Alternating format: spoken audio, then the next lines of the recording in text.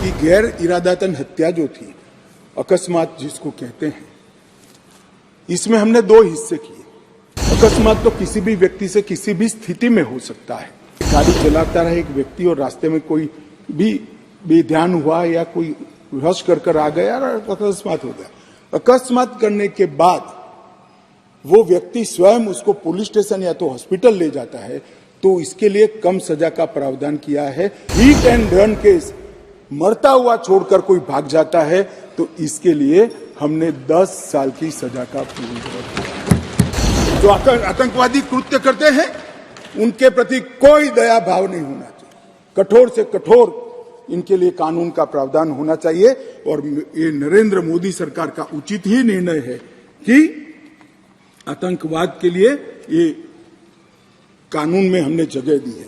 उसके बाद भारत सरकार, किसी राज्य सरकार, विदेश की सरकार, अंतर्राष्ट्रीय सरकारी संगठन के सुरक्षा को बाधित करने वाले कृत्य भी आतंकवादी माने जाएंगे। मान्यवर, मैं नहीं मानता इसमें कहीं पर भी कोई गुंजाइश बची है कि इसका दुरुपयोग हो। और मैं सदन को आश्वस्त करना चाहता हूं, कानून तो लिखी हुई चीज है, इसका अमल करते वक्त अगर कोई इसका दुरुपयोग करता है, जहां तक हमारी सरकार का सवाल है साहब, हम उसको रोकेंगे भी और उसको नसीहत भी करेंगे, सजा भी देंगे। और सबसे ऊपर कोर्ट है।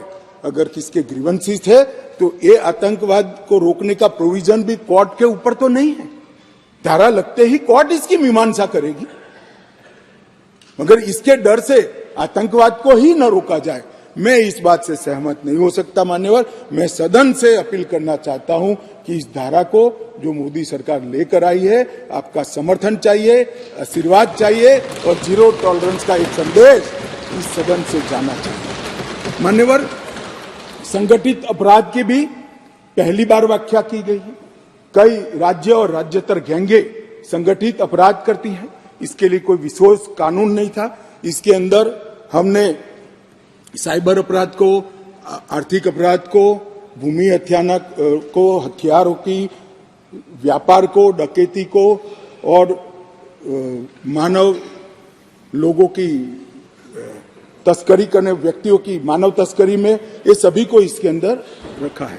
आर्थिक अपराध की भी हमने व्याख्या की है।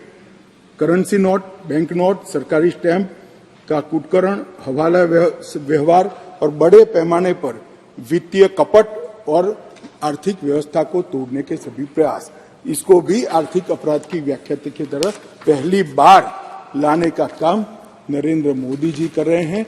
और इससे मुझे लगता है कि न्यायपालिका का काम काफी सरल हो जाएगा। मान्यवर,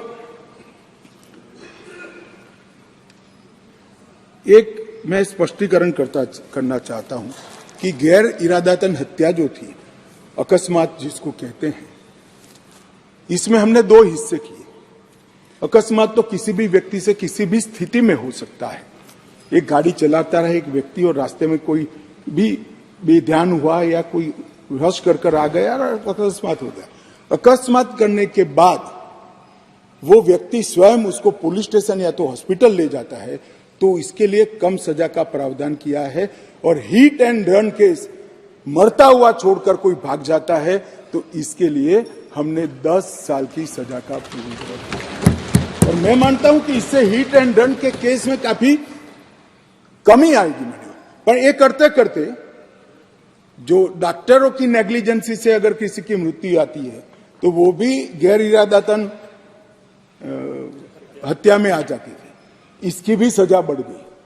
तो हमने इसको मैं आज ऑफिशियल अमेंडमेंट लेकर आऊंगा, डॉक्टरों को इससे मुक्त कर दिया है। इंडियन मेडिकल एसोसिएशन ने मेरे सामने रजूआत करी थी, हमने इसको मुक्त करने का प्रावधान किया। मान्यवर, मॉब लिंचिंग का नया प्रावधान हम लेकर आए हैं। नस्ल, जाति, समुदाय या किसी शंका के आधार पर एक टोला एकत्रित होकर किसी को मार देता है, तो उसमें मैक्सिमम फांसी तक की सजा की है।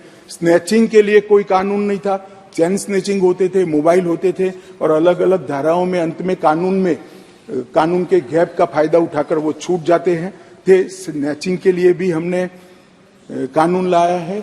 और मान्यवर गंभीर चोट का जो कानून था, इसमें भी हमने 2 डिवीजन करे हैं।